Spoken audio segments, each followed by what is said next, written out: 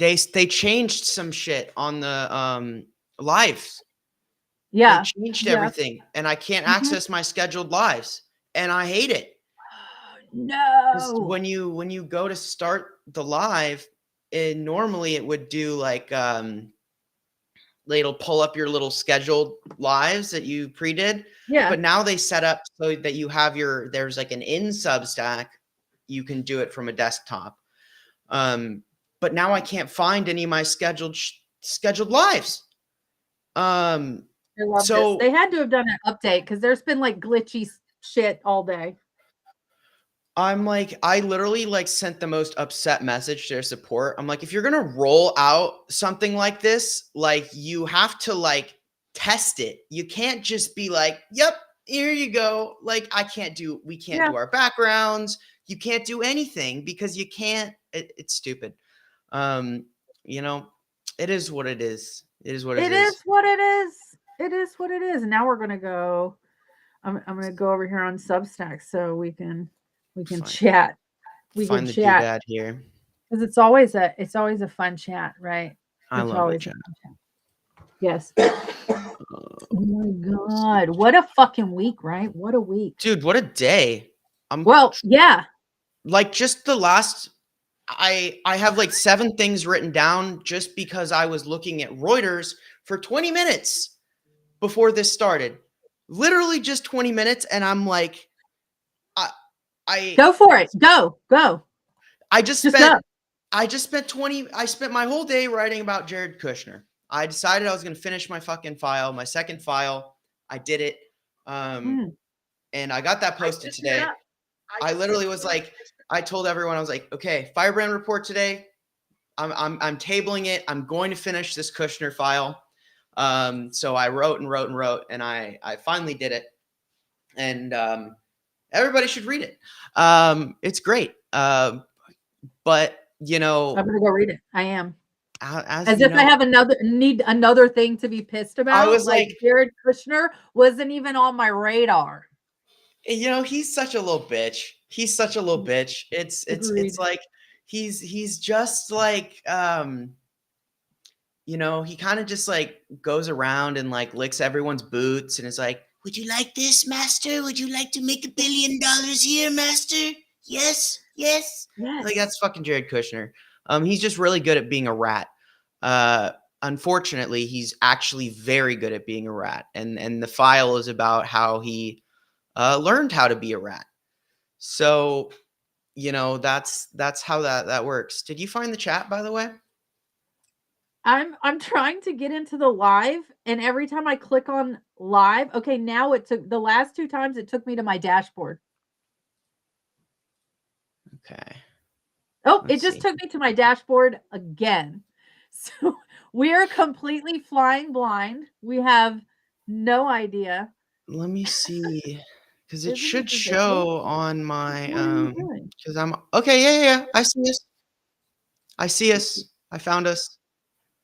See if you can get the chat open. It keeps taking me to. Am I in? I'm in DuckDuckGo. I'm in my DuckDuckGo browser. Sometimes that just fucks up. Oh, Let's yeah. See. Okay. Did you accept the invite in your email? I did. I did. You sound like such a customer service rep. Did you accept it? Did you turn it on and off again? I'm going to need you to check your connection. I need you to shut up, sir. Oh my God. Oh no, I mean, I was like, I felt great, you know, I finished and I was like, this is nice, you know, I'm gonna go and just look for a couple minutes because I feel like, you know, and I had already looked at Senate America's brief.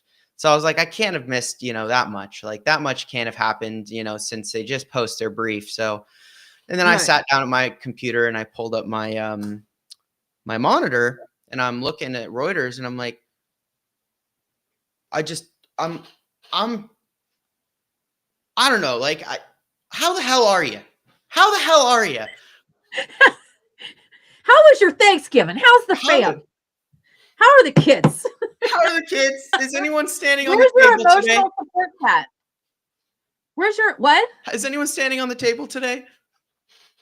No one today. No, she when I walked past her earlier though, she had a pint glass half full of eggnog that she had topped with marshmallows with many, and I was like, who let you do?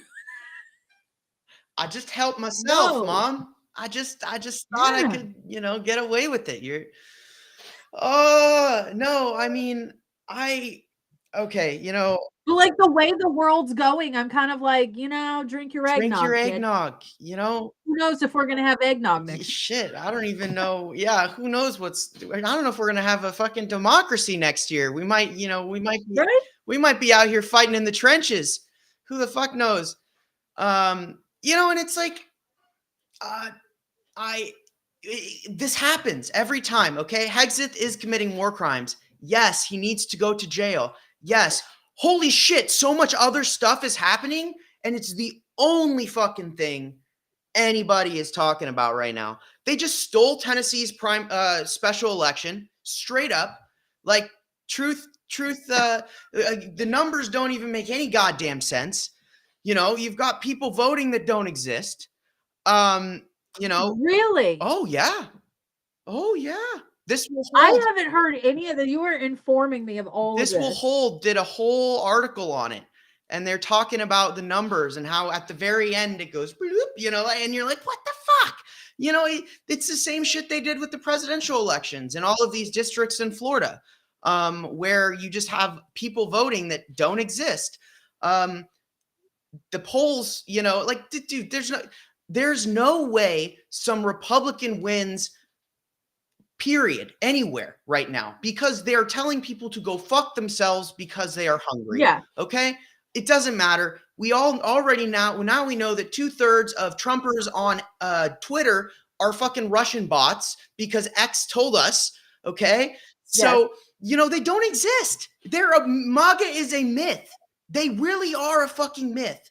Okay. There's some people who are watching Looney Tunes on their phone 24/7 and getting educated on PragerU, sure, but like there's not that many fucking people. They think they are like some legion. They don't exist. Okay, like, yes, you might know a maggot or two, I'm sure we all do, but like, there's not enough of them. Especially when you think they're fucking deployed ICE in Memphis. What, you think Tennessee's gonna fucking rally around MAGA? Oh, did you hear what they did here?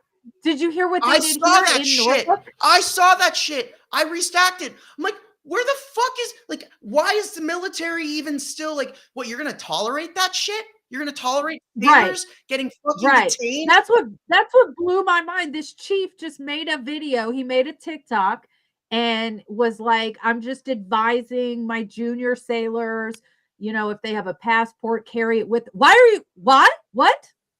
Why are you doing that? Why are you advising? I get what you mean, but also, why are you not going to your officer and say we need higher and higher and higher? Because what do you mean every Hispanic sailor driving off this base is going to get pulled by ICE? Like, why are we allowing that? What the fuck is going on? Okay. I mean, SCOTUS just green lighted the fucking gerrymandered Texas maps. Okay, they just did it. What else do I have? The National Guards. The appeals court said, "Yep, nope, go ahead, keep them." What else did I see?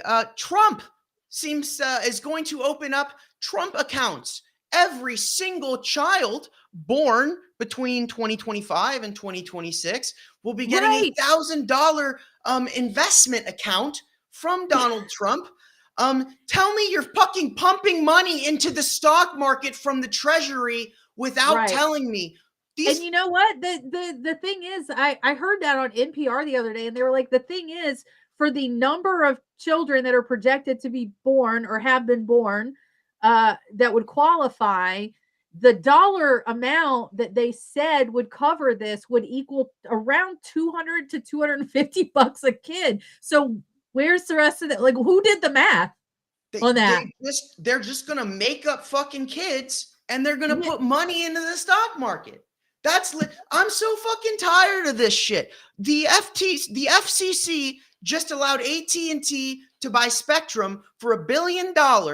Okay, so now we're seeing telecom over here fucking consolidating, and to get that purchase, they had to cut all their DEI shit. So they said, okay, sorry, FCC, we'll cut all our DEI, and then you'll let us fucking consolidate. Not because it's a fucking massive market consolidation and it's all going to hell and the country's for sale.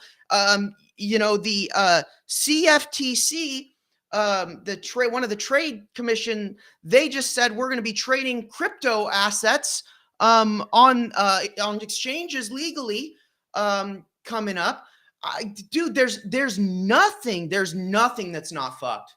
I can't find a single thing that's not. Hold on, fucked. I have to show you this. Hold on, because I thought this was pretty funny. Because my kid was 19 years old, right? And talking about trickle down and what is trickle down. Trickle down scamonomics. So I wiped off part of my calendar so I could be like, hey, back in the day when we had like this robust middle class, right? The Rockefellers and the Vanderbilts paid 90% tax rate above a certain cap. And so the money flowed down and the people down here had some money. And then Reagan was like, what if we put a noose right here? And so now you have trillionaires up here, and then the rest of us get all the, and there's more of us. So you see how some people just don't get the money. It just doesn't make it. Maybe we got to draw a picture for fucking Mike Johnson, draw him a picture. Mike, this is how tall you are, and this is how tall AOC is. You're short. I just want no short man. No, I don't know. Like, I am so disgusted. And if the people of Tennessee, they need to demand a fucking hand count of that shit, because you know what happens when they hand count that? She fucking wins by nasty margins. 100%. If we don't stop that shit in Tennessee, you better believe the midterms are cooked. This is a trial run because they're scared as fuck because they lost everything in November, and now they have to steal this shit. And they're doing it in Tennessee, and it's going, and you know why they're doing it? Because they're going down for fucking war crimes, and they are, and because they fucking can. They're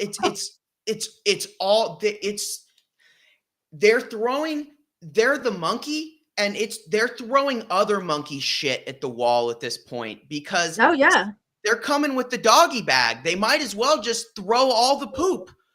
And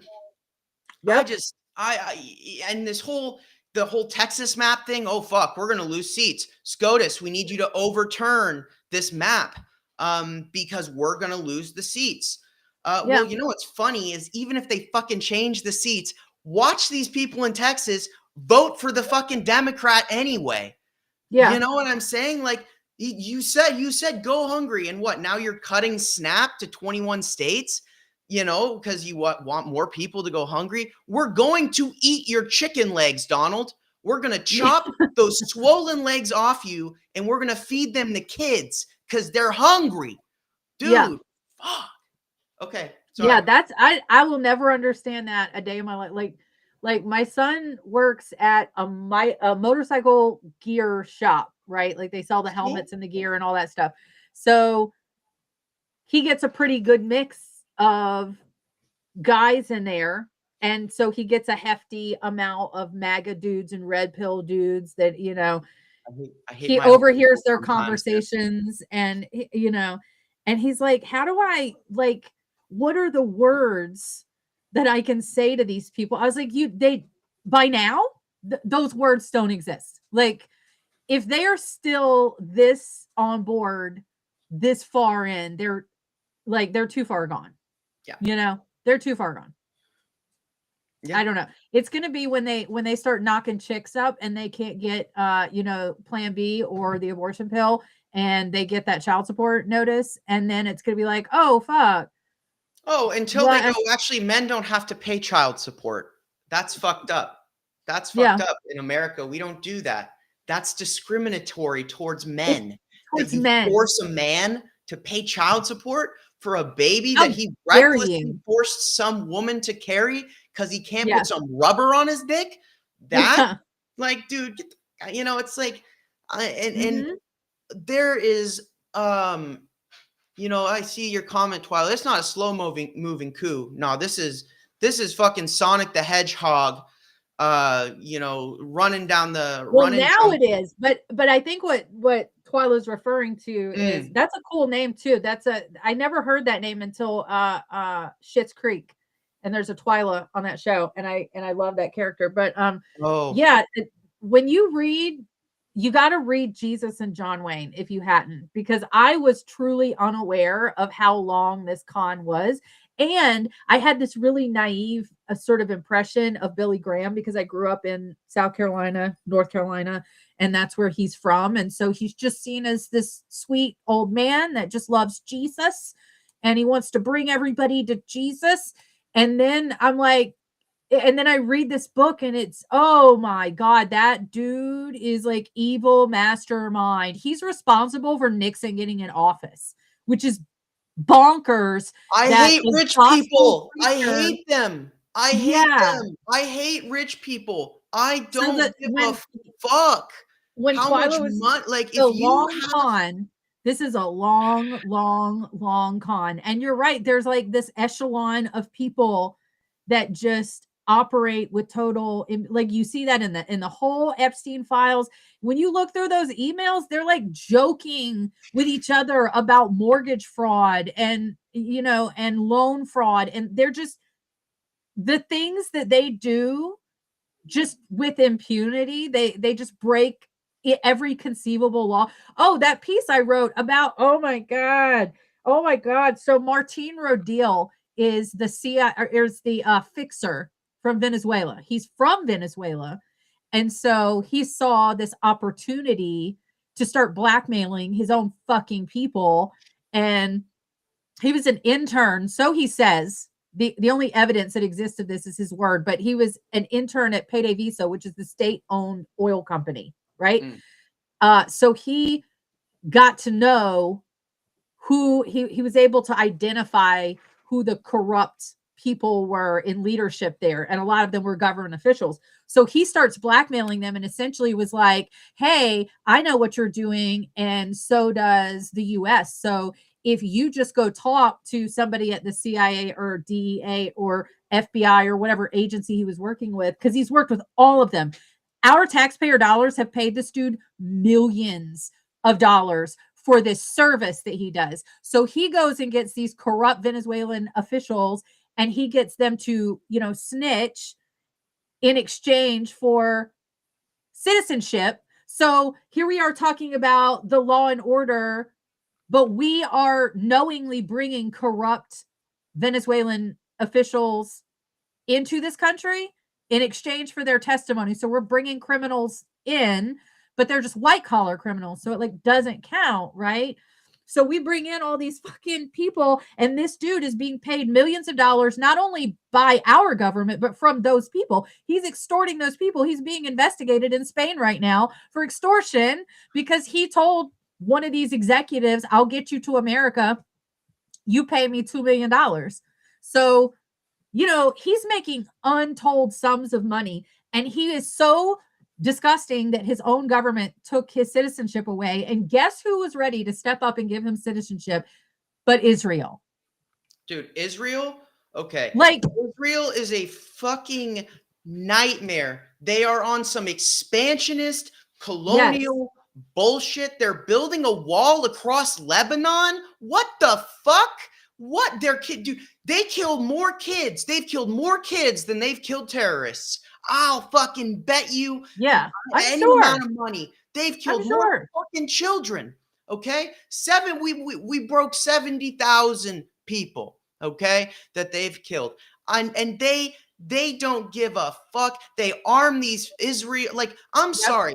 I'm gonna, if it's not even just them, dude. They give guns to Israeli citizens and they go out and they fucking kill people in the West Bank. They're all fucking assholes. They were all fucking doing it. Because if you're standing there and your neighbor's like, got my AR-15 or my M4, American made M4, I'm gonna go shoot some fucking Palestinians this weekend. It'll be great. You're like, just another day in the life. There's a couple of people that I follow. I follow an independent journalist on TikTok, and he's been in the West Bank, right?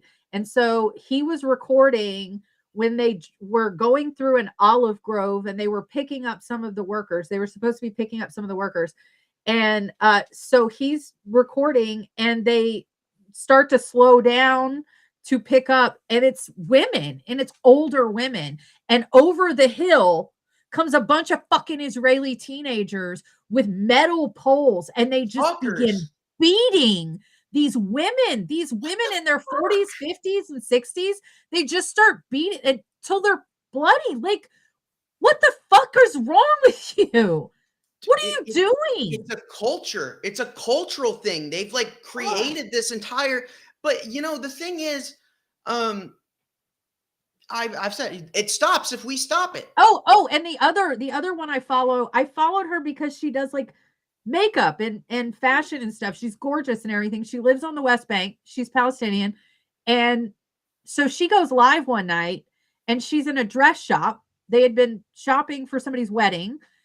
And she holds her phone out the door, and there's just a bunch of Israeli soldiers with guns because it was the day after the hostages were released. Oh, it's a peace fire, right? Or it's, here we are. It's a ceasefire. Yeah. We're sending all the hostages home. The hostages went back to their homes, and the Israeli soldiers went to their homes to continue the psychological torment. So because one of these hostages lived on the block that the dress shop was on, they locked down the block. They shot anybody that came outside. Like, so what's the point of releasing hostages if now you're going to torment the whole fucking family, the whole block, Yeah. Well, 200 people have died in the West Bank since October 10th. Over 900 people have been wounded in Gaza since the ceasefire. Over 300 people have been killed since October 10th. They killed 11 kids in Lebanon the other week.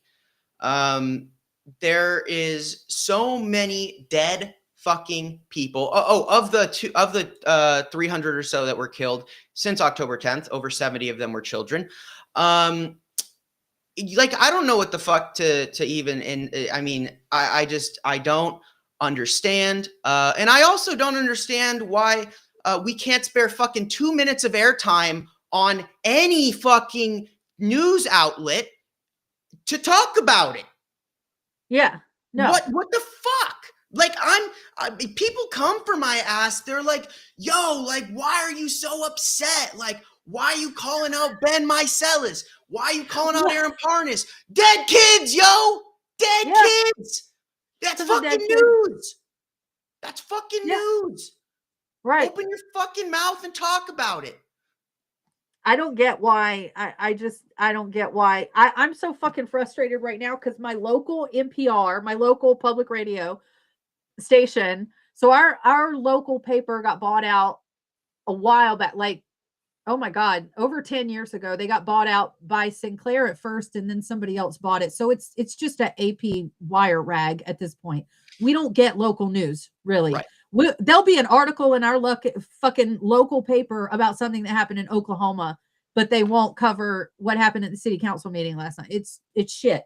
So the local public radio station had a big fundraising drive, and they opened a local newsroom that's supposed to be investigative reporting. But why are they not reporting on the flock camera situation, a national level case that's happening right here, and there are crickets on it? Yeah. Like, what? Why did they not report on the Navy sailor who was, detained by ICE for 90 minutes while he's in fucking uniform, just drove off base? Like, why is the local investigative reporting not reporting on that, but they did a fluff piece today on some like Christmas tree lighting. I don't care. I don't care who lit their Christmas tree today. I just don't fucking care.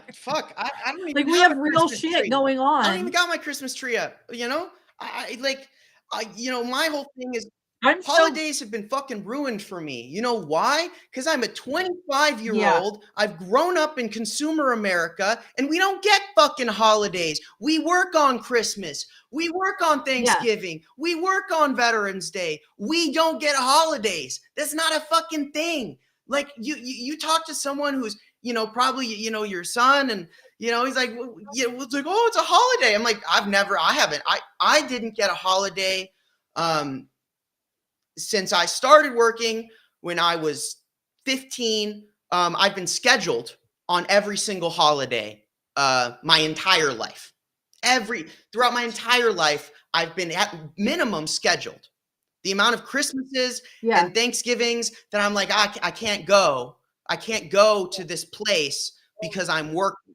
They won't give me it off. Years. And some people are dead now. They're fucking dead. They died. And there was 4 Thanksgivings where I could have gone, but instead I had to work at some shitty dead-end job that got me fucking nothing out of my life, where I was underpaid, and they're dead. You know what? That's fucking how it is for everybody. That's just how it is. It is. That's America. I remember when everything went to I remember when 24-hour Walmarts became a thing, and then those Walmarts gradually started staying open into the holiday, because it used to be, Thanksgiving, Walmart was closed. It was closed. Christmas, it was closed. And then over the years, it just started, oh, well, we'll open for Black Friday on Thanksgiving night at like 10 o'clock. And then it was like 8 o'clock. And then it was like noon. And then it was like, fuck it, we're open on Thanksgiving. Like, nothing is sacred anymore. Like, spending time with your family is not sacred anymore. It's not something that any corporate entity at all considers. And then they want to know why we all hate them, and really don't cry when a CEO of a massive corporation, unfortunately, meets their demise. Oh yeah, because like, that's horrific. I don't Their care. poor family who is good for the rest of their life, no matter what. They can wipe their tears with bundles of money. Yeah, exactly. But God forbid, some poor father is hung or commits suicide as the breadwinner in the family, and then their kids and are left with a single parent who is also working, because let's be realistic, it's not like you can have a single income home trying to provide for kids. And do we cry about them? Do they give a fuck? No. And it's like, and I see the comment, Twyla, that's like a lot of young people had to do. Like, I'm sure that's the case, but I was told when I was that in America, you got the holidays to spend with your family. If that's what I was told. So I thought that these companies. How old is Twyla? I have no idea. And it may be like where we came from. I came from the South. I came from South Carolina, and shit just shut down on holidays. Like, if you didn't have the cream of mushroom for your casserole, you just didn't fucking have it, because everywhere was closed, like everywhere. So yeah. And that if you were paid double time if you worked on a holiday, that's the thing, is that if you're going to work on a holiday, at least make it worth it. But my son had to work. He didn't have to work Thanksgiving this year. He did last year, but this year he had to go in early on Black Friday and work like a whole fucking 12 hours or whatever on Black Friday. And I don't think he got paid any special overtime or anything like that for holiday pay. No. There's like 2, because of course the laws changed, so you only have to be paid double time for Christmas and Thanksgiving. That's it. And so yeah, I mean, I think I've worked. I think I've worked just about every single holiday. Like it just, it sucks, but it's like in I just got to a point. I'm like, sure, I guess I'll, if I'm scheduled and I don't show up, they'll, threaten to fire me or put me on some stupid, program that, it is, this is just kind of, as I'm looking around and I'm looking at the job reports, and the unemployment, and they're saying, oh, joblessness claims are at an all-time low. You know why? Because everyone's lost their job. Did the job report come out? They released the claim, the report on the number of joblessness claims, basically. And they said it's down dramatically. But also it's unadjusted, and it's like you can't believe a damn thing they're saying. I mean, it's none of it, not like, it the data itself is contradictory with independent stuff. Well, I'm sure we're also reaching a threshold. So you've had all the federal layoffs, and then all the, sort of domino effect layoffs after. So you have a lot of federal employees laid off. And if you have them all laid off, like in one building, then anybody that works in maintenance or janitorial or cafeteria services in that building, they're also laid off. Like there's a ripple effect, especially like in DC and here in Norfolk, where there's big hubs of federal buildings and federal employees. There's all the residual layoffs. And so what you see, and they did this during COVID too, that I thought was interesting, that nobody would talk about this, but like, you only get unemployment, you're on unemployment for like 60 days or 90 days or whatever. There's a time limit to how long. So once you drop off of that, you're no longer counted in the unemployed report, but that also doesn't mean you got a job. You're still unemployed. So they're only looking at the number of people who are on an active unemployment claim. Correct. But they don't count people once they drop off that time period. And so if we don't have the jobs report and we don't know how many people hired and how many new jobs were created in that time, we can't balance that out. So we have no idea how many people who were fired from these federal jobs have now dropped off. They've expended their unemployment. That doesn't mean they have a job. So there's this whole ghost crowd of people that are unemployed and not being counted. Yeah. My understanding, based on what I can discern, is that what's likely is we've hit net zero. There's no one left to fire. They're not going to fire anyone else.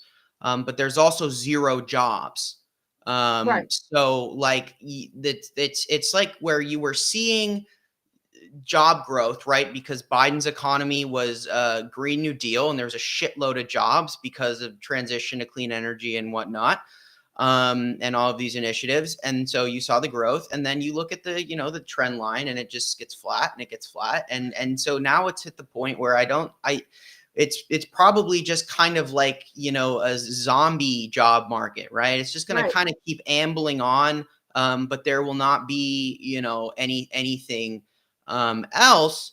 And, it's like, so I don't understand. I was talking to, Marlon Weems this morning, and it's like, I don't understand. And he was kind of saying the same things. Like, I don't understand what they're doing. Like, what is the end goal? And even if their end goal is to, get everything over to crypto or whatever, like, I mean, I just don't think, like, what is, not to mention, my insanity of me reading and actually understanding what the fuck's going on with the planet this week, and having to talk about that and understand. Bro, I was literally sitting in my driveway, like I pulled in, and you're going on about zombie ice, and I'm just like sitting in my driveway, like, well, here we are. Yeah, fuck. God damn it. I'm like, God damn it. Like, you fucking move them all to Miami. Then I go in the house and I'm like telling my husband about it. I'm like, there's a sheet from the soot of the Industrial Revolution. There's a sheet of ice. And when that melts, we're all fucked, man. Yeah. It's like, dude, what the fuck? I'm so mad. And then it's like, I was saying the other day during my report, I'm like, oh, nothing bad is happening. No, you know why they don't report on foreign natural disasters anymore? Because the only explanation is global collapse. I'm not using global warming anymore. I'm calling it not climate change, climate collapse, because that's what it fucking is. We're not seeing change. We're seeing a collapse, and it's their fucking fault. And the scientists, maybe they should have tried harder. Maybe they should, but they also aren't big oil. They don't have billions of dollars to like throw at that shit. But so many different entities along the way have just absolutely snoozed it out, because like my city, we are literally the second lowest city. We have tremendous tidal flooding every single high tide. Okay. If there's a gentle rain shower during high tide, half the city's underwater. I'm not joking. Like, you have to alter your route to get around roads that are a foot underwater. So of course we've done next to nothing to mitigate this at all. So we had applied for this massive, like $800 billion federal grant that was going to get us floodgates around downtown and levees a little further out to mitigate. So Trump was like, yeah, you don't get that. And my city's like, well, that was our plan, guys. That was our shot. Yep, that's what we got, and we're done. Yeah, get a snorkel tube on your car if you want to stay here. Yep. No, the insurance companies, they know, which is why they're pulling out of everywhere. But at the same time, it's like, it's kind of funny because I'm like, okay, so what? You guys have what? $750 billion locked up in Miami real estate. Okay. You refuse to let the property value go down, even though in probably 40 years, that is going to be underwater. Okay. So what? New York, Wall Street, Manhattan, in 50, 60 years underwater. Okay. What's the fucking plan, boys? Like, what do you think is going to happen? Like, who's going to feed your ass? So when I was an undergrad at ODU, my oceanography professor, I walk in the first day and he's like a Einstein looking dude. He's got white hair standing straight on end. He's very old and he's very passionate about telling us how fucked we are. And he's like, you guys, we're going to be underwater. The city is, and this was in 2009, the year I took his class. So he was like, I sold my house. He had a house around the corner. He told us what street it was on. And he's like, I sold my house because that street's going to be underwater in like 20 years. This was 2009, remember? So he would take us out. He advised the ocean, there's some government center here. I don't remember, the National Center for Oceanography Studies or something is located here in Norfolk. And he went and advised them as a subject matter expert with a fucking PhD in this shit. And he said, the city of Norfolk has to do something. It's very urgent. This was in 2009. He was like, you have to do something. You have to do something. And so his street, the street that his house is on, every single time it rains, it's now underwater. That street is underwater. I have a friend that lives on that street now, and they have to park around the corner if there's going to be any rain whatsoever, or their car will flood to the point of being total. Like, they have to park around the corner and walk to their house if there's any rain whatsoever on that street, which is exactly what he said was going to happen. And he told us all sitting in that classroom, by the time you guys have grandkids, if this city does not take serious mitigation efforts really soon, if the city is still being used, it will be like Venice. The streets will be canals. That's the only way that I see moving forward. People living in this city and actually traveling the city will have to be through waterways. And sure enough, now we're at the point where it rains. We have a foot of water halfway across the city. It's crazy. He said 2029 because I'm sitting here, and one of the things I talked about during my report yesterday, I listed, and it took me like 2 minutes to go through all of the different disasters that were flooding related and how many people they killed this year. Okay. It was long, and I guarantee you it wasn't even all of them. Okay. But what I think, I'm not a climatologist, I'm not a meteorologist, but I have eyeballs. I got eyeballs, yo. Yeah. And the fact that he says 2029, I think this year is like a bellwether. I think we are experiencing right now a tipping point.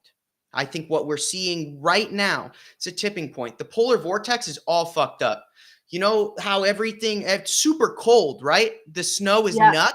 You know why? Because the polar vortex, which is usually contained up there doing its thing, escaped because the shit is so fucked up. The atmosphere and everything is so weak that it's out there, flying around.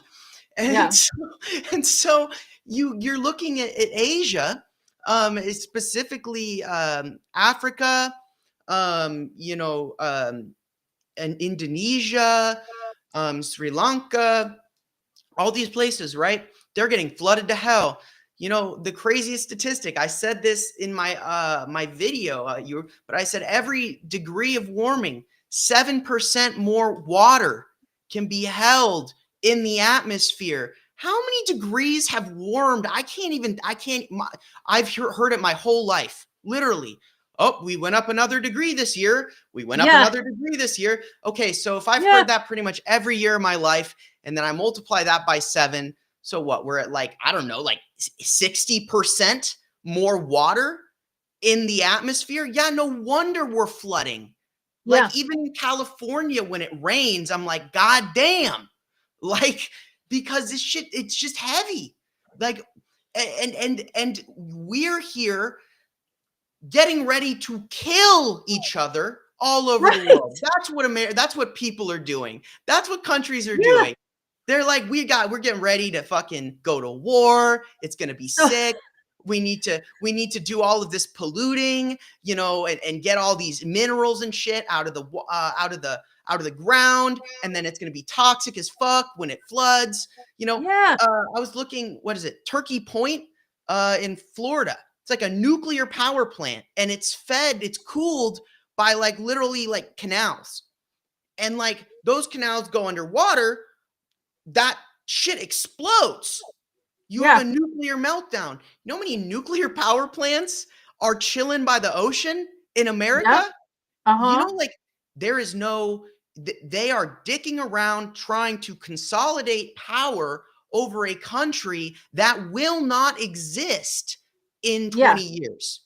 That might not exist in 2029 if your crazy, really actually on point, smart professor was right. Right. What are they fighting over? What do they want? Like, are they really that detached from reality? And it's like everyone, they don't give a shit. They want their profit today. I want my money today. That's it. And the crazy thing is there's so many people. This boggles my mind because I think about the fact that I have a 6-year-old and I don't know what the fuck I doomed her to, not to mention my older kids, but I mean, she's only 6. Like, who knows what she's going to live through, right? And so I think about how many people in this administration have children, and they clearly must not give a single fuck about their own children. They're not trying to preserve democracy for their kids. They're not trying to preserve this country for their kids. They're not trying to preserve the climate for their kids. They think if they just get wealthy enough, they can maybe insulate their kids from the ramifications of their own choices. That's what it is. I think if they think that if they're part of the haves, that the have-nots are not going to, the have-nots are going to be fucked, but the haves, we're going to figure that out. Well, I got to tell you, historically, the haves don't have anything without the have-nots. That's not how it works. And if you think when people don't have anywhere to live, they're not going to storm your fancy apartment building and kick your ass out and squat in, guess what? What's crazy to me as I think about this, and you know what, maybe I sound like a broken record about this, but now it's all I can think about because your daughter, you've got, daughter 6, your son is, 19 and 20 and, whatever. I'm like, dude, I'm gonna have to deal with this shit. I gotta deal with this. I gotta figure this out. This is not my life in 15 years will not be what it is now. In fact, I'm having to reckon with the fact that I don't know, what even reality looks like. Where am I? Like I talked to my, my fiance. I'm like, yo, by 2035, we got to be the fuck out of here. We got to have some land somewhere that's not going to be underwater. We got to be able to make our own fucking food. We got to have our own power set up because Central Canada. Yes, actually, Canadians, you guys are the best set to handle all of this. So if you're in Canada, congratulations, you don't have to move. Now, if you're in the southeastern United States, you're fucked. You're entirely fucked. Every single state that voted for them is fucked. Like undoubtedly screwed. There is literally, I saw today, Tornado Alley is moving. It's moving. It's moving east. It's straight up moving east. Is that why there's so many tornadoes in Appalachia? Yes. Oh, that's fun. So now Appalachia gets hurricanes, floods, and tornadoes in the mountains. That's what I'm saying. That's insanity. None of those little towns in the mountains have a hospital for like 2 hours to begin with. Not even when the roads are torn up and trees are down, but like on a good day, it takes you 2 hours to get to the hospital. But what are we worried about? I don't know. And then all this fucking advice that they told us all through our life. So my husband and I bought land in the town of Appalachia, Virginia, because I was like, okay, it'll be in the mountains. It's higher elevation. If things go sideways, it'll be good bug out land, right? Like we can throw an RV on it until we build. Great. We pull the trigger. We buy this land. Then there's a hurricane and they call me and they're like, you don't have land anymore. It's the river. The river moved 200 feet and I don't have land. I have like a part of a river. I think it's the Mississippi River. It's gonna move. It's gonna move. So it's like New Orleans is gonna lose all their river access. A bunch of places. Wow. So it's gonna move. Like they don't understand how bad they fucked shit up. Like they don't understand. Like, and it's crazy to me. They're like, dude, we're building all these data centers in the South. It's gonna be sick because it's cheap. And there's all kinds of labor down there. We're going to build up our data centers. We got all the fucking infrastructure down there. Bro, it's going to be underwater, my dude. That's how I know they're fucking dumb. That's how I know they're dumb, because they're out here thinking they're cooking like, it's all cheap. We're good. We got money. We're going to build the data centers down here. It's going to be sick. Dude, you're not going to have, by the time you get your fucking chips, which Taiwan can't even make fast enough, and you better believe Xi Jinping's going to be like, nah, I need them for DeepSeek. And he's going to invade Taiwan and he's going to take the chips. Okay. Which is why there's what did they just stop? They just stopped counter surveillance or sanctions on Chinese intelligence. Did you see that? So I'm like, oh, what you like? I almost wonder if we're just like inviting attack at this point. I think they might realize, they might be thinking, well, maybe if we're nice to Xi Jinping and we just hand him Taiwan, he'll still give us chips. Mr. Xi, will you give us the minerals? Like, no, fuck you. He's going to be like, nah, you an idiot. I can't believe you gave me this shit. I'm not going to share with you. Like, I'm low key. I say this to people, and I am unironically voting for Xi Jinping because he's the only person stopping these people. He's the only one. We clearly are not stopping these people. Yeah. You know who is? Xi Jinping. He says, no minerals for you. No, no, no. Like, that's like, you know what? Like, oh, no Taiwan for you. No, no, no. Right? Like, he's the only, because if they had what they want, we would be fucked, Who met with Trump and gave him a gift, but the gift was like low-key insulting, but it was like a cultural thing, so he didn't understand. Who was? I feel South like Korea. It was China. Oh, was it South Korea? Mm-hmm. What was? I'm trying to remember. So there's a crown, and like the person who wore that crown historically, like their king, he was like an idiot. And yes. So they gave him this crown, and he was walking around with the crown on, and it was just straight up dogging. dogging on him. But you know why South Korea doesn't like him?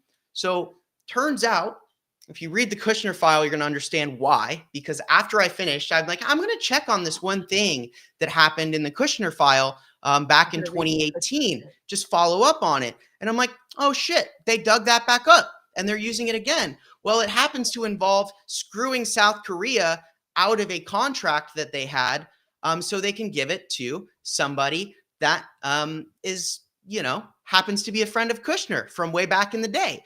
So, like they're actively, screwing over South Korea to give money to the petro states, in the Gulf, because it's like, apparently they're racist as fuck, but if you're a crown prince or, have a shitload of money, suddenly you don't see color. Except I know Stephen Miller was like in the corner fighting fucking cardboard when MBS was there. Fucking crazy. But I remember in the first Trump administration, people got really upset with how visible Jared Kushner and Ivanka were, and like, they're making money right under our nose. It's so obvious. And now I'm like, can he come back and do it in public? Because the shit he's doing when we don't see him is way, way, way worse. So like, they can come back to the White House and just make like a few million instead of making these multi-billion-dollar shady deals where we don't see it. Well, the but thing it's is still happening. He's just gotten really good at what he does. That's the difference, is when you saw it happening under his nose, because he was not good at what he was doing. He is now very, very good at what he does. He is a fixer. He's a bagman. And he's the best at it, because he's had a lot of practice. And so you do something again and again and again and again. It doesn't matter what you do. You get very good at it. That is what Jared Kushner has become. He's been doing this for over 10 years. He is an expert in his profession. So, but the thing is, he could go to jail. Like, I'm sorry. Like, I know that man because I have read so much about that man. He is pathetic. He is a people pleaser. He's a loser. He probably sucks his thumb at night. And that is true. That has he just like, his dad called himself the Jewish Kennedy. And he was like, his dad definitely was just like super egotistical narcissist, and he groomed the shit out of Jared. So Jared's like definitely just like trying to like please everybody, right? Like I'm sure Ivanka steps on him. I'm sure. So I think that with all of these things, and we like, hold on, I got to give you a minute to go, because holy shit, talk about the war crimes and let's talk about that for a second, because I've been going off about I've been knee deep in this shit.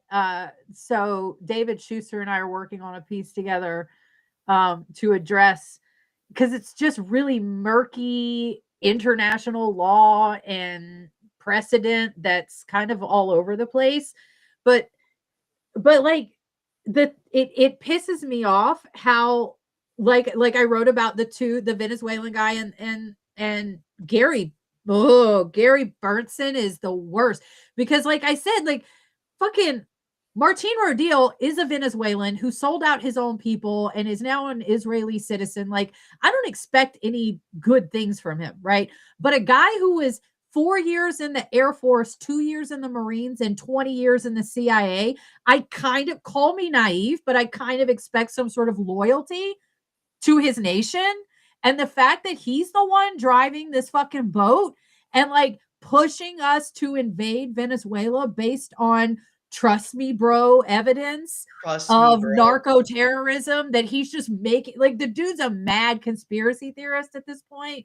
And part of me thinks that the work he did, because he was involved in really gnarly shit in Afghanistan.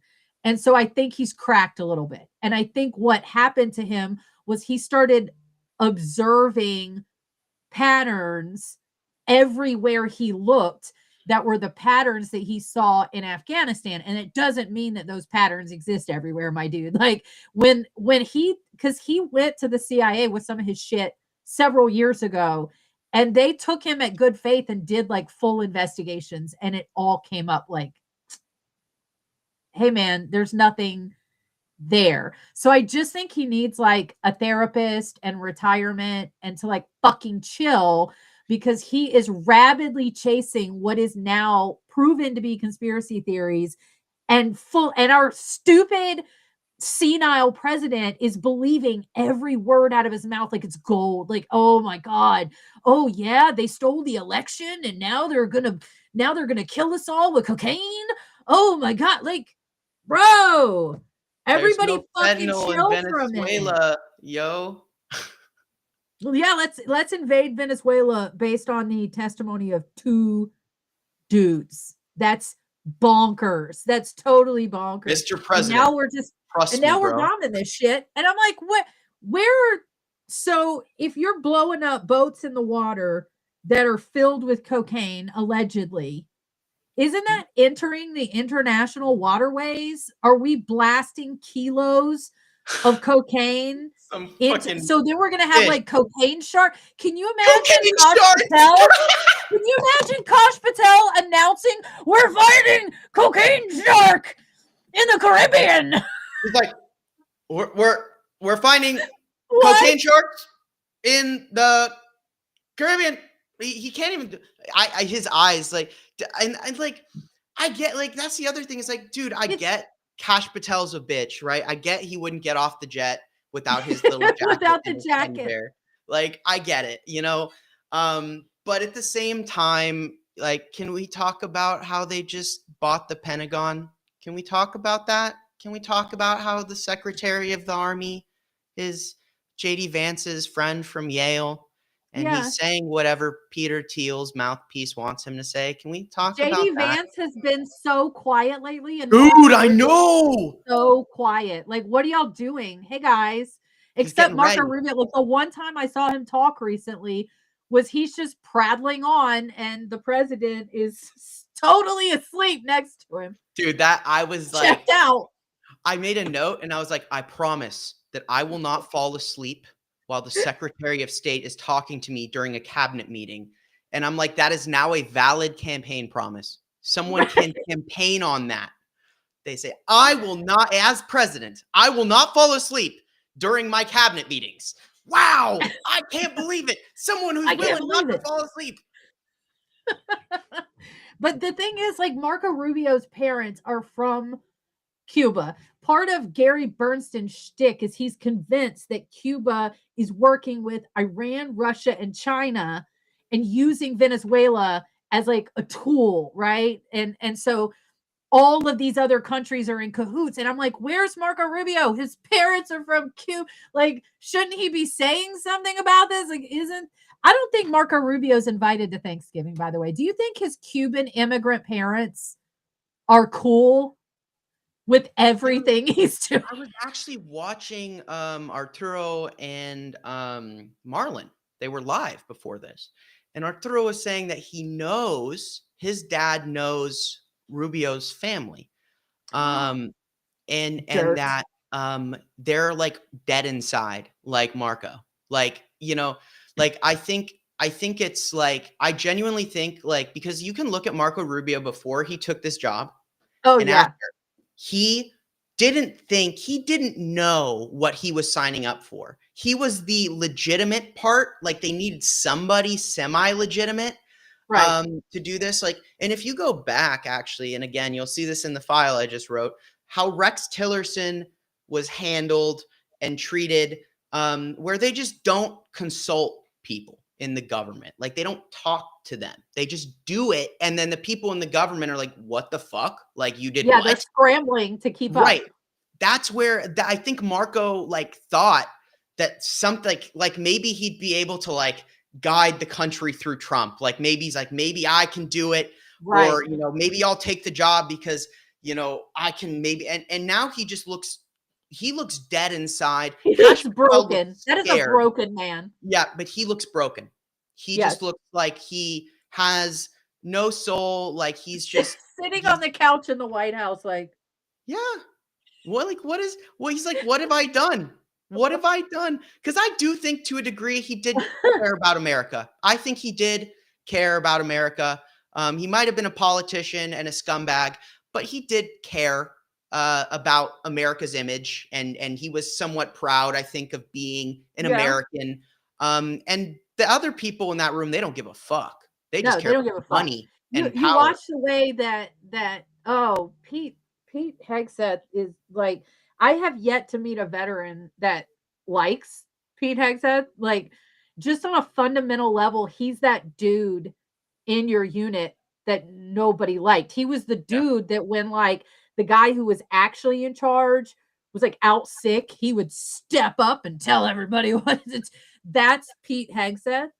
And it's like they didn't even give him control of his own platoon when he was active duty for a reason. So the fact that they wouldn't even give him full control of a platoon and now he's running the whole goddamn show is so mind fucking numbing. I don't think he's running it. I think Stephen Miller's running it in terms of policy. And I think that but I mean, he's running around as this figurehead bossing people around and calling admirals fat and shit. Yes, that was so annoying. With your makeup room. Dude, I need $500,000 worth of paint ASAP. Gotta paint my house. Okay. No. You want to drink it? We'll give it to you if you want to drink it. And it's like, I don't know.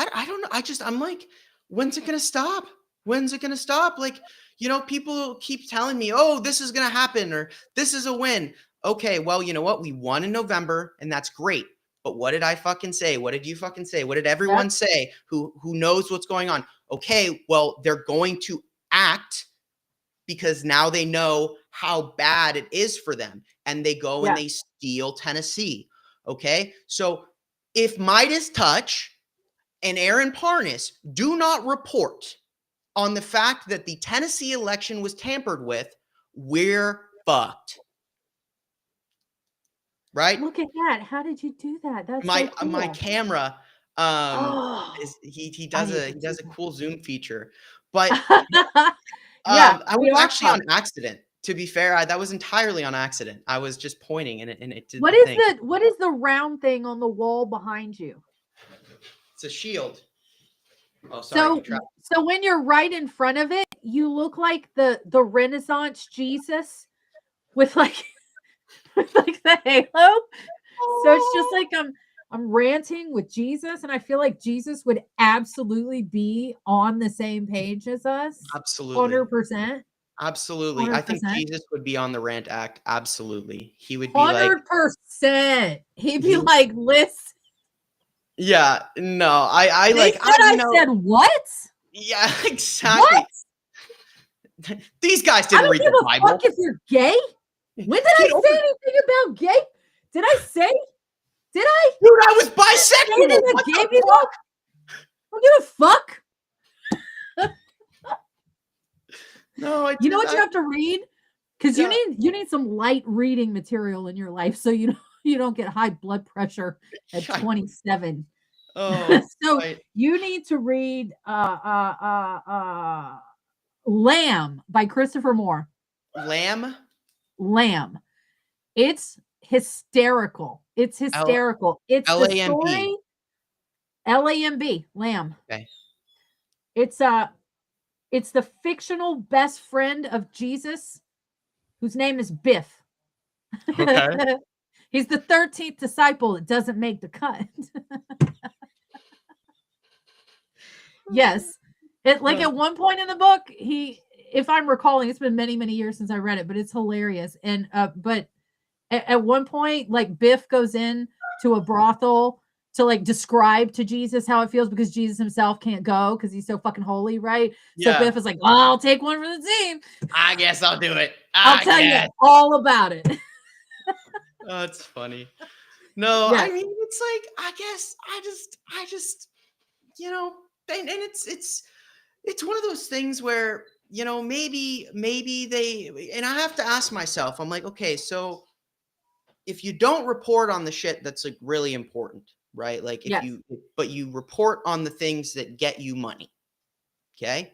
The things that are profitable, like, I don't know, dissing the president or following the headlines that are very popular and are grabbing people's attention in mainstream media, but just claim that you're the one reporting them independently and you make a lot of money.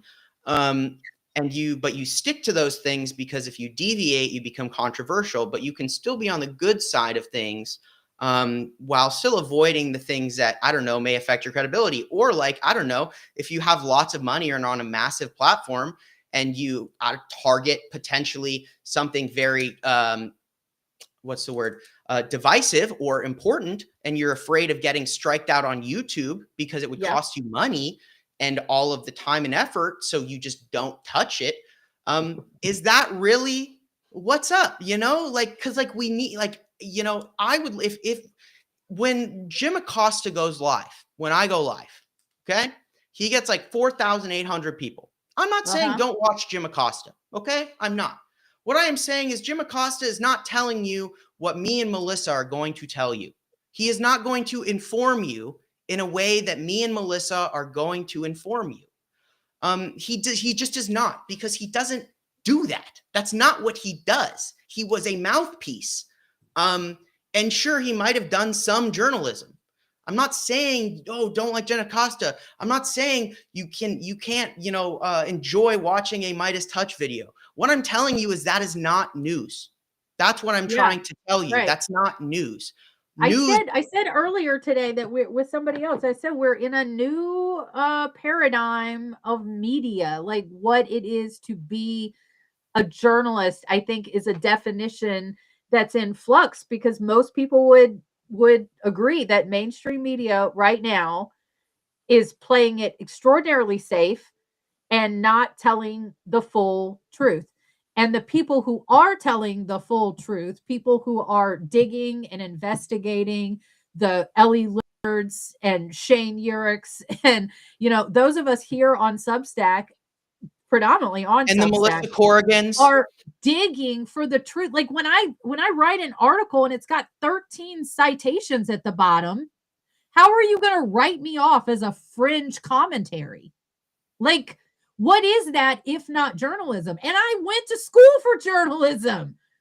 So I'm trained, I'm educated, I'm providing my citations and sources.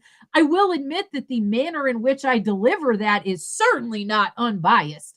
I definitely tend to add my personal color into it, but you won't say that anything I tell you is a lie or made up or based off of some fucking nut job, because all my citations are at the bottom of the article. You can click on them yourself. You can go check out the facts. So what is it, if you're going to deny us the definition of journalist, but you're going to give these pansies in mainstream media the title of journalist when they're not uncovering and sharing new information, they're just essentially feeding you the party line, then what the fuck is the definition of journalism anymore? Like, what is it? And then, like, in the situation that I talked about in the march in DC, where there was this white kid, that this obvious Charlie Kirk wannabe, and he was trying to instigate people, and he was trying to get something violent started, right? He was trying to piss people off to the point where they were going to fucking punch him. That's what he was doing. And sticking his little mic in their face. And I hate those guys. I hate those guys. So after he was getting ignored by so many people, I noticed he began targeting Black men, right, to try to instigate. So at one point, there was a black guy that was a veteran that I'd been marching with, and this kid comes up and starts fucking instigating, and this guy's getting hot, and he was probably going to swing on him. So at that moment, I was like filming, and I just stepped between them and put my camera in the guy's face, like really obnoxiously. But like, the funny thing is, middle-aged white women are so invisible. They kept arguing over my head. Like I wasn't there, really. But the one thing they didn't do was swing. Nobody was going to swing if I was standing there. So that's my thing is like, okay, so if I worked for the AP or fucking Routers or Politico and I was wearing that press badge, I couldn't have stepped it. I would have to film a black veteran punching a white kid at this march, and that would be the headline, that would be the news. Why does that have to be the news? Why do we just have to stand there and record some fucking bullshit when simply stepping in between and saying, hey, that's not going to be the narrative today. We're not going to let this one kid dictate the narrative for this whole fucking day. So the whole concept of what it means to be a journalist and what it means to be a citizen journalist, I think is really fascinating how we're exploring the definition, the true definition, because everybody calling themselves journalists and running around with their fucking Politico bat, because they were there at the march and they all had their cameras up. They were ready. They were ready to capture that fucking headline and run with black veteran punches white kid at the rally. And I'm like, what are you fucking doing? What are you can see that this is a situation that could be dissipated. Why are you here? And what's your objective with being here when you know this march is about saving our democracy, right? Well, what and you're going to watch it get blown up. What do people really think is going to happen if they just do nothing? You know, like that's my question is like, what do people really think is going to happen if you just watch? Okay. Like I have two choices. Okay. Like I can do this because it's not because I don't want to go out and do things, but I'm better and more useful here than I am doing other things because I am good at what I do. So I should keep doing this. I would love to be out, picketing all the time and doing that, but I can't do both. So I either see the frustrating thing is these so-called journalists that are out here playing it safe and not really reporting the truth and putting sugar coating on everything have six-figure salaries and expense accounts. And we're like, I just need one more paid subscriber and I can pay my power bill, please. Dude, we just paid our bills. Okay. I'm like, shit. Okay. I guess we're dipping into my savings. I got 4 months left. Okay. Hopefully I come up, hopefully we can grow to the point where I can continue to do this, right. But Aaron Parnas, he's in the Forbes 30/30 and he still needs your Venmo. Your Venmo. Who's this? Michael Burry? The guy sold his hedge $40 fund. a month? Dude, he sold his fucking hedge fund and then he started a Substack and people are throwing money at him. What is going on? $39 a month. I was like, you've got to be out of your fucking mind. And people paid it. He's #1 bestsellers. He's been there the whole time since he started. I read on Reuters. I read a Reuters article that said Michael Burry started a Substack, sold his hedge fund, started a Substack, and now he's given the scoop. And I said, no fucking way. And I went and I looked on Substack, and there he was, top of the bestsellers list. I'm like, guys, you could pay 7 Substackers a monthly subscription for that. Okay? What do you think Michael Burry, who's worth $300 million, you think he gives a shit about you? You think he cares? You think he's really going to give you the same tips that he's using? Why would he do that? He gets the tax breaks. You fools. He's getting the tax breaks. He is one of the 11,000 centimillionaires who is lording over you. Yeah. Ben Meiselas is worth $10 million, guys. Oh my God. He's worth $10 million. But he can't afford to, but you charge $10 a month for Midas Plus? Like, oh my God. What? Like, and I'm the asshole. I'm the asshole for saying. Yeah, for calling him out. How dare you? How How dare you dare say you, anything Shane? bad about You sweet little asshole. Aaron Parnas? Why would you do that? Why would you attack Aaron? He's my hero. You know what? Great. I don't care. I'm not Aaron here. Parnas is it to me. I feel like he's the living embodiment of the AP Newswire. But at least the AP Newswire credits people. They fucking say where it came from. He just repeats off the Newswire, breaking news, breaking. He doesn't give anybody credit. Where did that news come from? You just discovered that, and 20 minutes ago you That's just discovered and you I broke 4 cases today. I think that's the intention. I really do. I think that, Yeah. the claim behind I'm an independent journalist and you're supporting independent journalism and then you don't cite your sources. Shane, look, like, I don't trust people. Why do I not trust people? Look at the government. Okay? Yeah. Okay, Shane? Well, he's doing the right thing. Sure. He is not lying to you. Okay? Unless you consider that omission is a lie.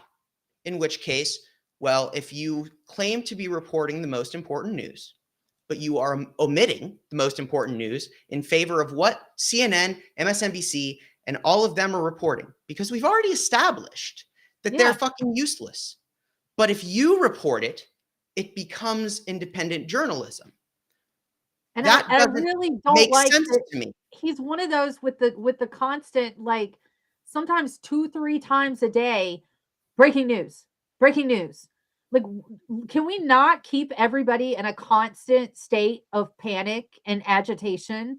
And then when the breaking news is not really breaking, I've heard it before, or it's something that's like not that urgent, that like everybody needs to chill with the breaking news, like unless you are breaking a story, truly breaking new information, don't do that shit. Don't do that shit all day, every day. I hate that Like term. I it's hate it. exhausting. I never say Exhausting. breaking news. Never, because it's not breaking. It's never, nothing is breaking anymore. And it does contribute to the burnout. That's why I Right. keep my show to 3 things. Because I don't need to bombard you. And the reality is that you can pretty much ignore 85% of what we get in the news cycle, because it doesn't matter, because Yeah. none of it gets dealt with unless you focus on the 15% that is relevant. And what I see is my observation. You can disagree with me. My observation is that what I see reported on by Midas Touch and Aaron Parnas, they touch about 5 to 7% of the important news. But then they fill the rest of that with 95 to 93% of the unimportant news, while omitting that 8 to 10%, which is actually very important, because they're only willing to touch the courts. They'll dance around ICE. They won't go too deep into ICE, but Yeah. they'll dance around ICE. They'll touch the Pentagon and they'll touch Congress. They don't touch the markets at all. They don't touch like corporate corruption really at all, which is probably the single most important thing we need to be watching is Yeah. money, right? And that's really the thing is I don't, it's that. And it's also, we can't look at just domestic politics, because what they're running is a global domination scheme. And like, there's more to it, which is, that's where I think if they pivoted tomorrow and they started reporting on the things that I look for every day. And I'm not lauding myself like I know more than everybody else. What I can tell you is that for months, I've been doing this since late February, okay? What I look at every day, not only the things that I wrote about 7 months ago, not only have they come to pass in awful, horrible ways, okay? Not only have they transpired, but not once did these people report on them as they developed through multiple stages. Not once. And I used to message these people and beg them when I only had 400 or 500 people following me on Substack and implore them, please, for the love of God, like, don't let Peter Thiel get away with this. Don't let Trump get away with this. All you have to do is put this on blast in front of 100 million people, and it doesn't work. But no. So forgive me if I am sitting here looking at their WLFI grift completely pulled off, and they've just acquired the stable coin they need to undermine the global transaction market. Forgive me if I am displeased with them because they successfully vertically integrated only Peter Thiel's companies into the Pentagon and have put all of these people in this way. Forgive me if I am disappointed, not only disillusioned, but have lost faith in the fact that these people are fucking rich because people who don't know what to do throw money at them, because that's the only thing Americans know how to do, is throw money at things. And this person is saying, I'm going to save you. And somebody asked, what do you think of Ground News? Have you checked out Ground News? Ground News is a resource. What I like about Ground News is that it shows a basically a bias filter. Yeah. But to be honest with you, just go to a wire network. Just bypass the need to even filter. The thing I like about Ground News is the blind spot. That's basically what I go check out every day. Because that'll show like what news like are left sources not reporting on. Yeah. I think it's a good propaganda tracker. Like if you want to see what they're not reporting on versus what basically what the right is reporting on a lot, and the wire networks and the Democrats aren't, and the liberal outlets aren't reporting on at all. That's your tracker for you know, but you know, it serves a purpose for sure. But you know, I use it as a resource, but it's not like I go there for all my news. Like if you want to be really dialed in, Reuters or AP. I love Reuters because Reuters always tells you exactly where their news is coming from. Always. Yeah. And it lacks bias. It really does. They're very good at it. And they've been doing it a long time. And you know what? They have these investigations. They do investigations all the time. And they put in the work, and they'll tell you, according to 5 sources inside of the White House who know about the matter, this is what was said. You know, okay, that's very helpful. I don't, you know what, like, why do, if I'm supposed to take your word for it, weren't we supposed to take their word for it? And this happened. And now, Ben, Aaron, I'm supposed to take your word for it, especially when I've seen you be wrong. Yeah. You know what? Substackers can't eat, yo.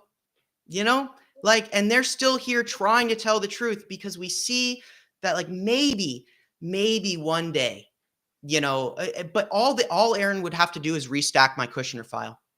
I would have 10,000 subscribers tomorrow. Yeah. I guarantee it. All Ben Mycelis would have to do is restack your last post, and you would be breaking 25K tomorrow, because it's a cult of personality. Understand, Midas is a cult. Why? What are you, the Midas Mighty? What is that? It's an identity. Okay. What is a MAGA? What is the Midas Mighty? What is a firebrand? Okay. Like, we all want to have an identity. Okay. And I'm not saying that having an identity is wrong. In fact, I love that, you know, and I call you guys firebrands proudly, but I also encourage you always to go and find your own truth and to have a conversation. And I always ask you to go and read the articles yourselves, because maybe you'll see something that I do not.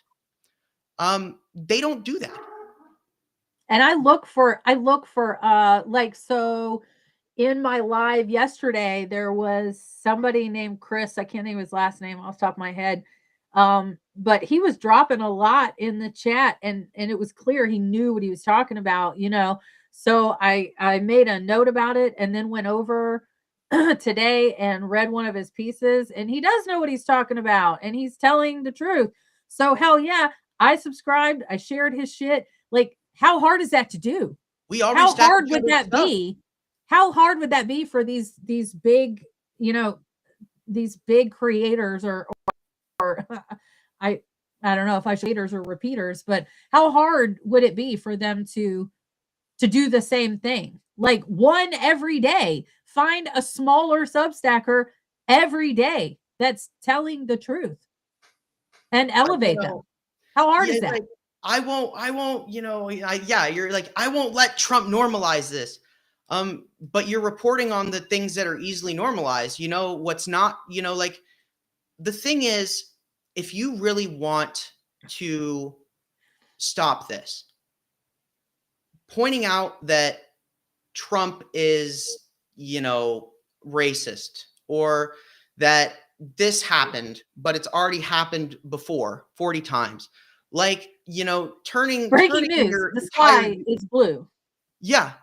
You know, oh, what he's doing is wrong. No shit. Okay. No shit. Yes, we get it. Okay. But flock cameras, Midas, have you reported on flock once? Fuck no. Not once. Not once has Aaron Parnas or Midas, maybe Aaron Parnas, maybe, but certainly not Midas. They don't touch any of that tech shit with the 10-foot pole. If you're getting all of your news exclusively through Midas, you are wildly ignorant to 50-60% of what's going on. And I'm not trying to insult you. I'm not trying, you know, if you just stumbled over here and you primarily get your stuff through Midas Touch doesn't lie to you, okay? They're not lying to you. What they are doing is they are not telling you the whole story. Yeah. And that is just as damaging as lying to you in a time like this. Because you're uninformed. I said the biggest issue with these flock cameras in Norfolk is that the citizens are not informed of what these cameras do. When I talk to people about it, most people I talk to think they're just another traffic cam. Like, they don't understand what they are, what the company is. So Flock tried to join. First, they said they were just a vendor. We just sold the cameras to the city. Then they tried to join the lawsuit as a defendant. And the judge was like, what do you mean you want to join? What kind of company voluntarily inserts themselves in a lawsuit as a defendant? And you're trying to tell me you're just a vendor? Yeah. Why would you do that? No, nobody would touch that with a 10-foot pole if you didn't have something else at stake here. And there are other cities where they have successfully terminated their contracts with Flock, and then Flock was caught leasing private property around town so they could still have a camera present. You're not just a vendor, bro.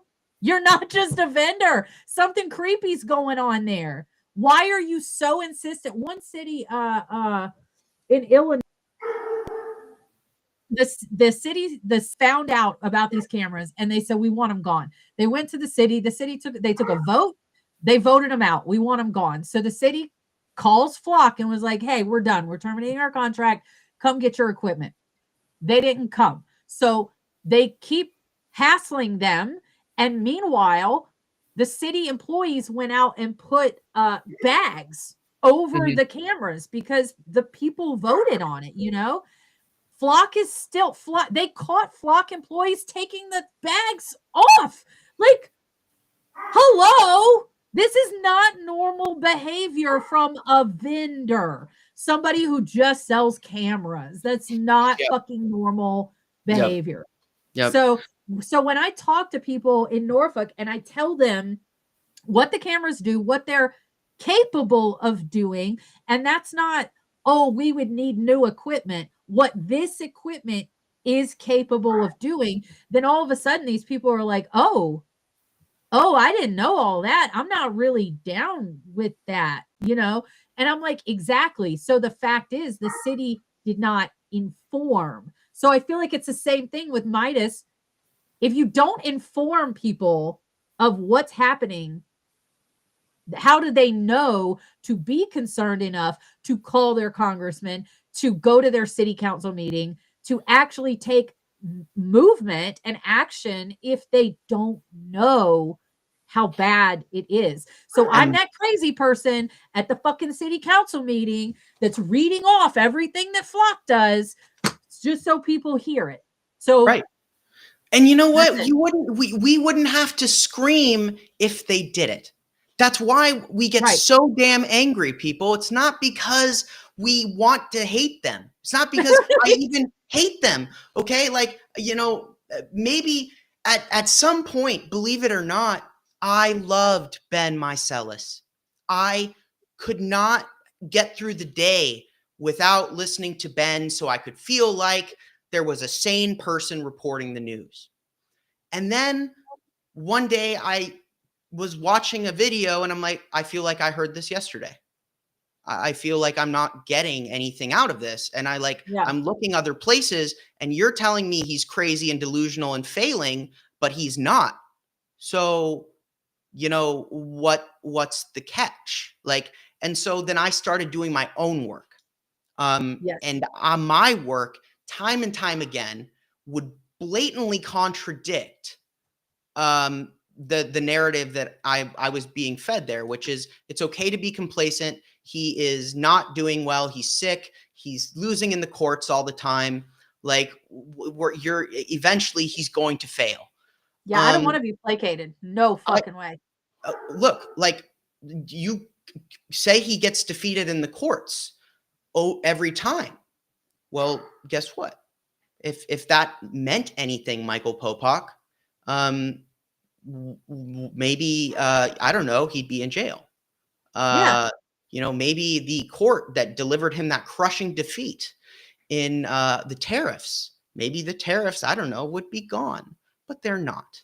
But they're not. And it's that's where, you know, I say, you know, I guess, you know, I get loud and angry and people don't like that. They're like, you're attacking them. You know what? They need to be attacked because if you ask them nicely or beg them, they don't care. You know, the only time I've gotten a response from Midas Touch was when I freaking went ballistic for like a week. That's what you have to do. And then you get labeled as this crazy person. And it's like, oh, okay, but maybe we're all going a little bit bonkers right now because we see what's happening. We see the fucking picture and then we get fed this narrative and it's like, oh, he's so sick. He's going to die before the term. Like, he's still alive. I don't care about all that. Let's talk about what he's actually fucking doing. Also, right JD now. Vance is worse. I don't want him to die. I want him to be uncontrollable and unpredictable and make them have a harder time do whatever they're doing because when JD Vance comes in, it's a well-oiled machine and we're really fucked because then they're like streamlined. They don't have to worry about Crazy Man.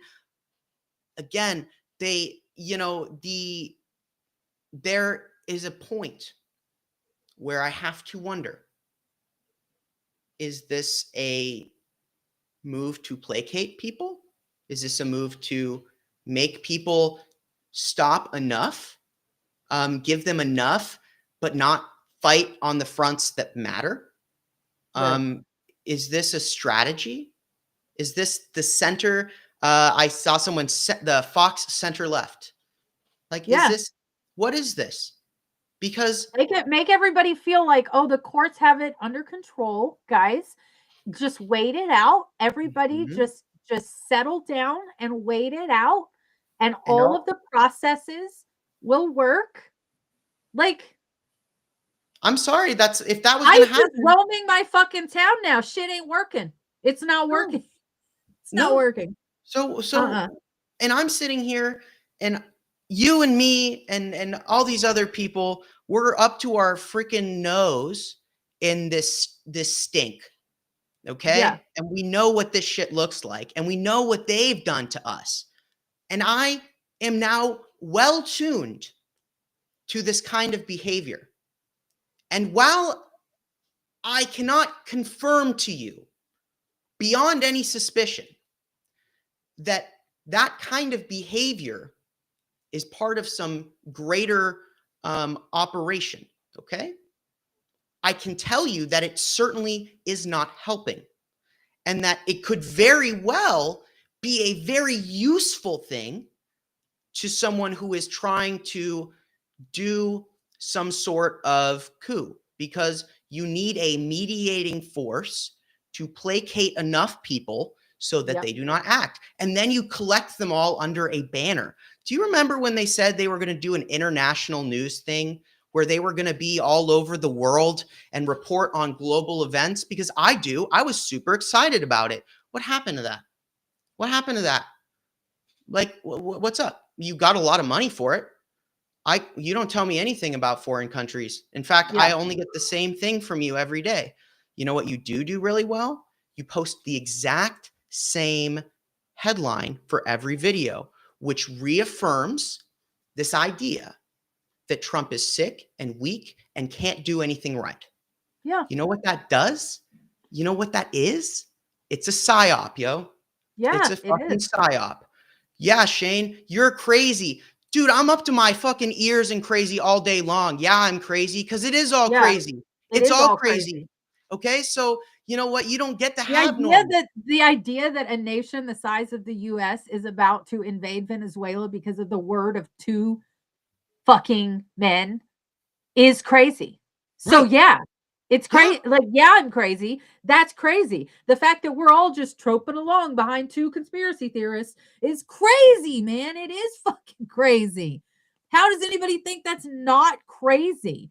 Like, these are the same two people that swore up and down the election was stolen because of the Smartmatic machines, when the only place the Smartmatic machines were during that election was Los Angeles County. Yep. In the whole country, that's the only place those machines were, but that stole the election. Like, come on, man. Like, common sense. Just some fucking common sense. Anybody? Like, it'd be great. Anybody. Common sense. The night of the election, I looked to my fiance. I said, they fucking stole it. I've been watching the polls nonstop. I felt good. I felt safe. I said, there's no fucking way we're going to go for this crazy guy. Women showed up because but that's the thing is that they said the last election was stolen and everybody believed them. Yeah. And then we have this election and they really fucking rigged it. And because of all this like narrative that if you deny the election, you're crazy, whatever, you're on board with these people, they like set the path to demanding a recount, looking crazy, making you look crazy if you demand a recount. Well, yeah, you had people saying, we're not them. We're not them. Right. We're not them. You know what? And I said, yeah, we're not. And they would steal an election because they took a legitimate election and they wanted to steal it. And you know, at that point, you know, that's, I guess, where I think I have to sit here and say, that's what I said to someone. Someone's like, I trust Midas. I'm a happy Midas viewer. I said, I'm waiting for them to report on what happened in Tennessee. You know how many times I've seen people tag at Midas Touch and this will hold? So many times. Aaron Parnas in this will hold. So many times. Guys, how many times do you need to tag these people and them not report on it for you to read? Because they do see it. Because I can tell you they see it because I insulted them for 2 days straight.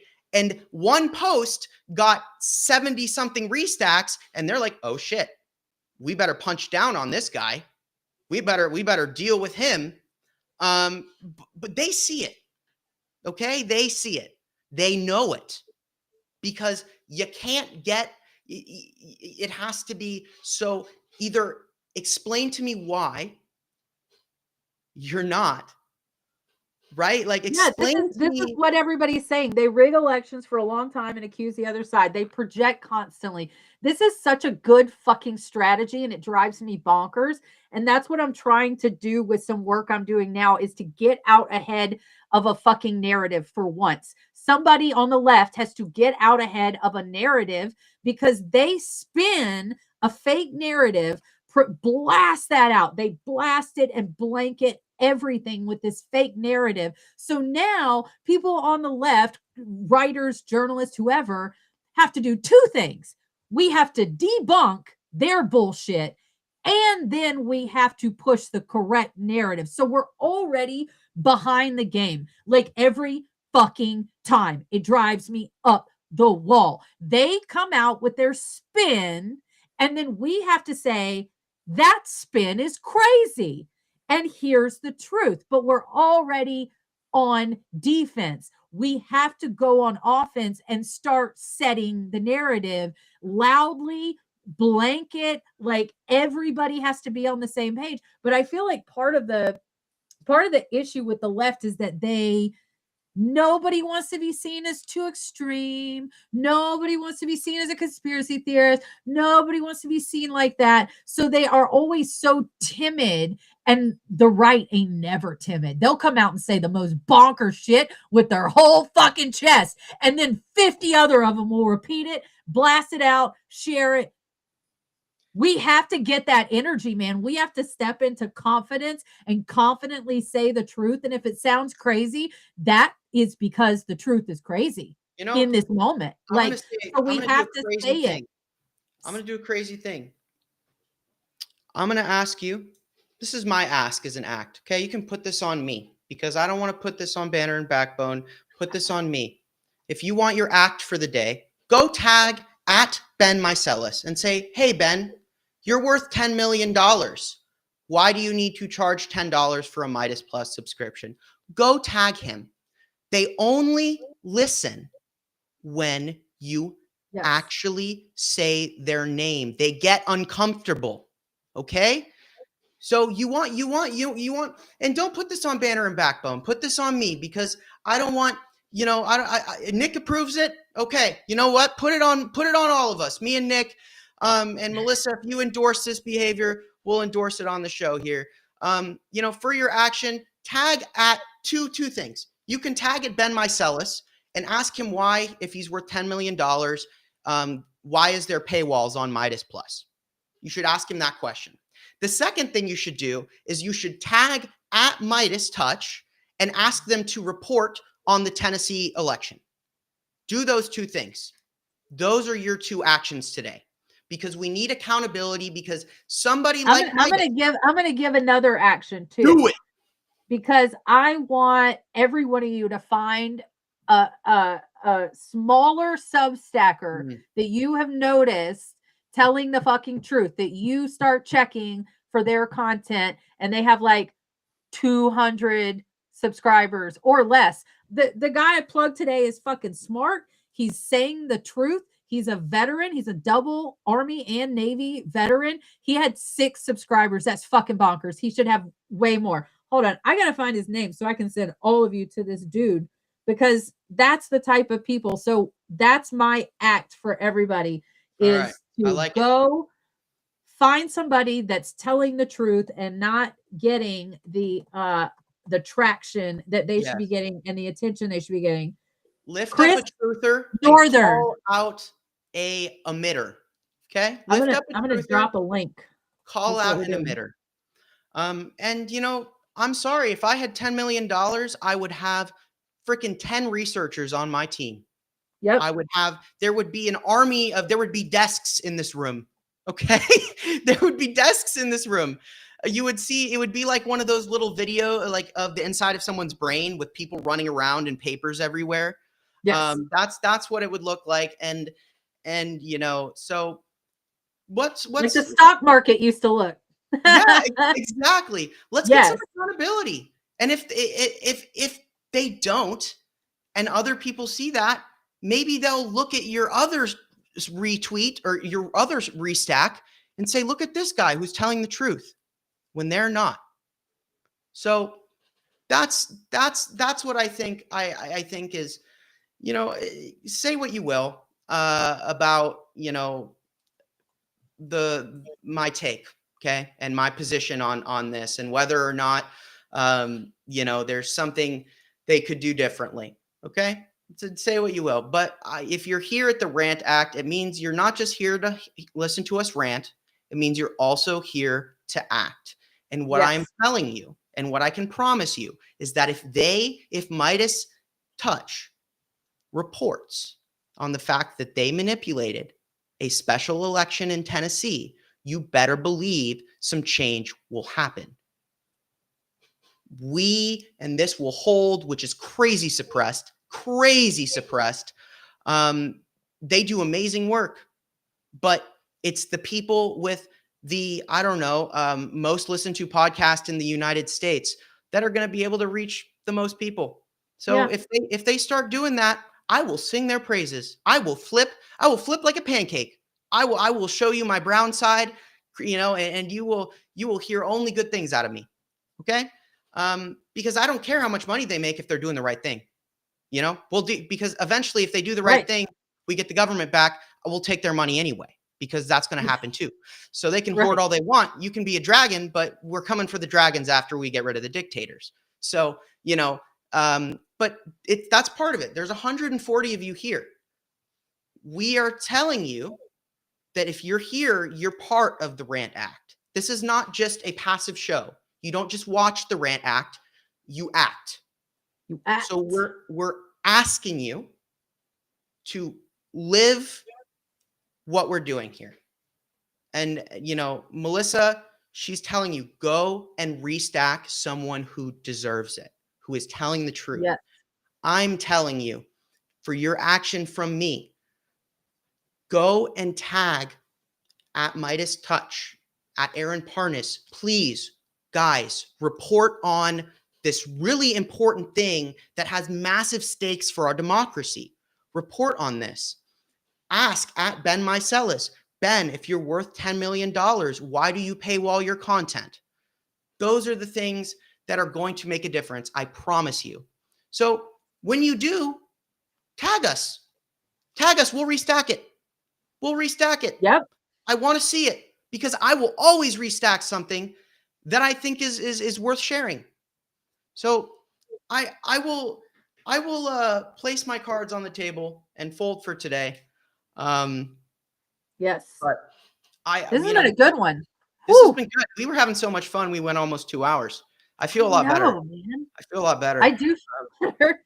I was storing up some of this. I know. I got more relaxed as the show went on. In the beginning, I was like a freight train, just all the smoke. But yeah, let it off. This is our weekly therapy session. That's exactly right. And I hope you guys feel a little bit more relaxed too, because we'll scream for you. That's what we're here to do on Banner and Backbone, at Counterstory Media, at the Firebrand Project. If you want to support us, please go and subscribe to Melissa at Counterstory Media, to myself at the Firebrand Project, to Banner and Backbone. We are all part of the movement that we want to see, because we all work together. We all work with each other. We talk to each other. We lift each other up.